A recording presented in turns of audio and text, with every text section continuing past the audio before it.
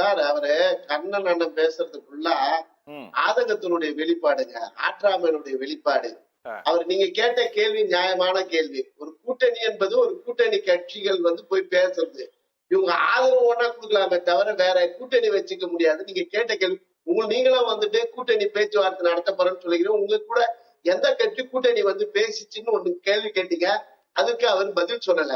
ரெண்டாவது என்னங்க நாங்க கேக்குறோம், இந்த ஒரு வாரத்துல பாத்தீங்கன்னா நாங்க தமிழ்நாடு முழுவதும் தலைநகரங்கள்ல கண்டன ஆர்ப்பாட்டம் நடத்திருக்கிறோம் போதைக்காக.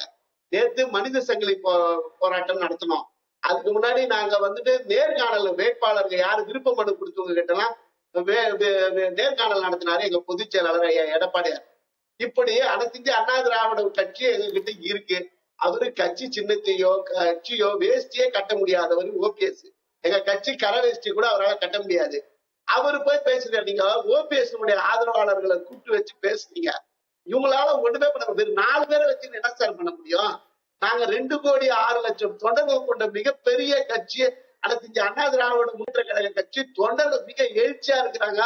எடப்பாடியாருடைய தலைமையில வெற்றி பெற போகிற அந்த பாராளுமன்ற தேர்தல்ல இந்த சூழ்நிலையில இவங்களை கூப்பிட்டு வச்சு பேசுறீங்களா? ஏதாவது ஒரு ஆக்கப்பூர்வமான பேச்சு பேசுறாங்களா? ஒண்ணுமே ஆகாத பேச்சு. சூரியமூர்த்தின்றவர் ஒண்ணுத்துக்குமே ஆகாத ஒருத்தர் வச்சுக்கிட்டு கோர்ட்ல கேஸ் போட்டுருக்கிறாங்க. அந்த கேஸ் கூட தள்ளுபடி ஆகிடும். இவங்க என்னமோ ரெட்டையில இது பண்றது போறது எதுவுமே நடக்க போறது இல்லைங்க.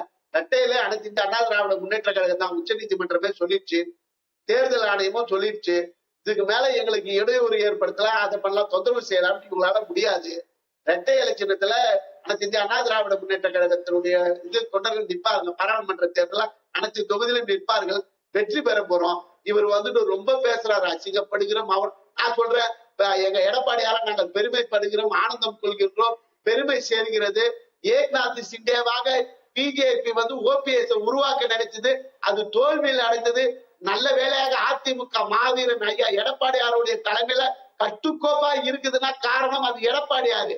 இவங்கள மாதிரி ஏக்நாத் சிண்டே மாதிரி மராட்டியத்துல சிவசேனாவை உடைச்சா மாதிரி பிஜேபி அனைத்து இந்திய அண்ணா திராவிட முன்னேற்ற கழகத்தை உடைச்சிருக்கோம். அதை உடைக்காம கட்சியை காப்பாற்றிய மாபெரும் தலைவன், வரலாற்று தலைவன், வரலாறு பேசுகிற தலைவன் ஐயா எடப்பாடியாரு.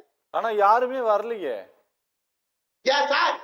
பார்வர்டு பிளாக் வந்திருக்கு, புதிய தமிழகம் இருக்கு, புரட்சி பாரதம் இருக்கு, எஸ்டிபிஐ கட்சி இருக்கு. எல்லாரும் இரட்டை சின்னத்துல நிக்க போறோம் சார். 2014க்கு அப்புறம் ஒரு பொன்னான வாய்ப்பு அனைத்து இந்திய அண்ணா திராவிட முன்னேற்ற கழகத்துக்கு கிடைச்சிருக்கு சார்.